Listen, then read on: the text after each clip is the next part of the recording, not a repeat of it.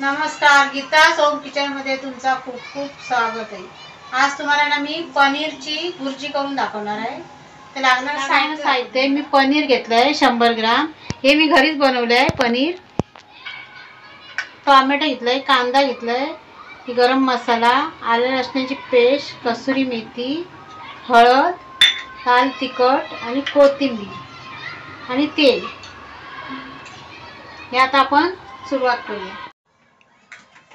आता कढई माझी तापली आहे। कढई तापले तर तेल टाकते मी, 4 पळी तेल।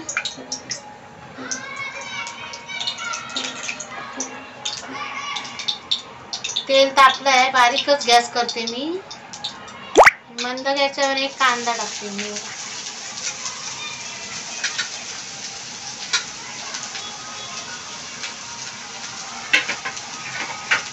कांदा थोडा नरम करून घेते मी।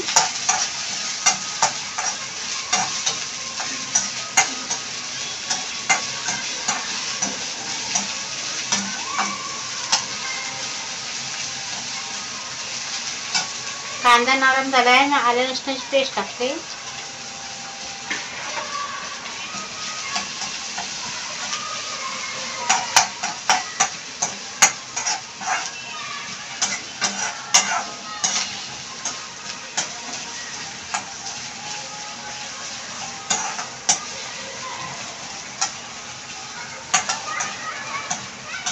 आता याच्यात मी टोमॅटो टाकते।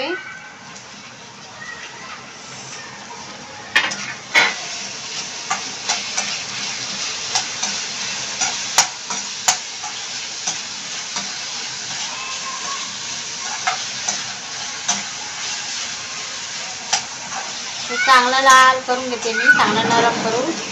मसाले टाकते, हळद टाकते पाव चमचा, 1 चमचा लाल तिखट,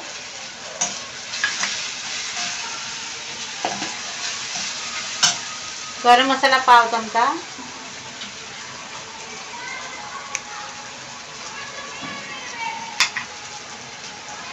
धने पावडर पाव चमचा आणि कसुरी मेथी आहे अर्धा चमचा।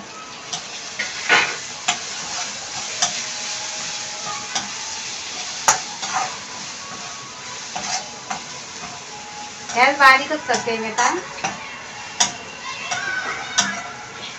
थोडी कोथिंबीर टाकते,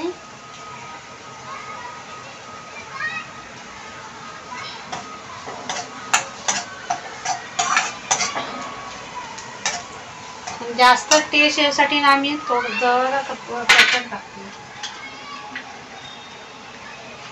बटर म्हणजे जास्त टेस्ट चांगली आहे म्हणून।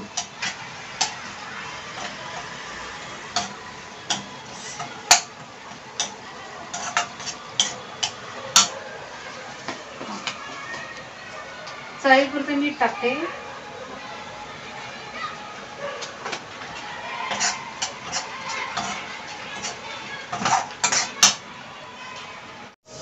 आता आपले मसाले सगळे, टोमॅटो कांदा सगळे चांगले शिजले आहे। आता मी पनीर टाकते, चांगले किसून घेतले मी किसणीवर।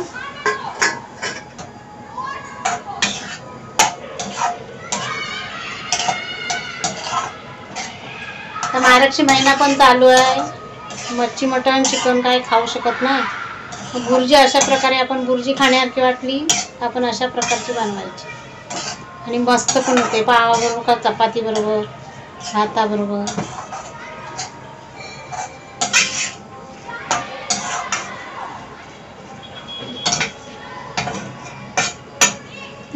दोन मिनिटं मी झाकून ठेवते जरा।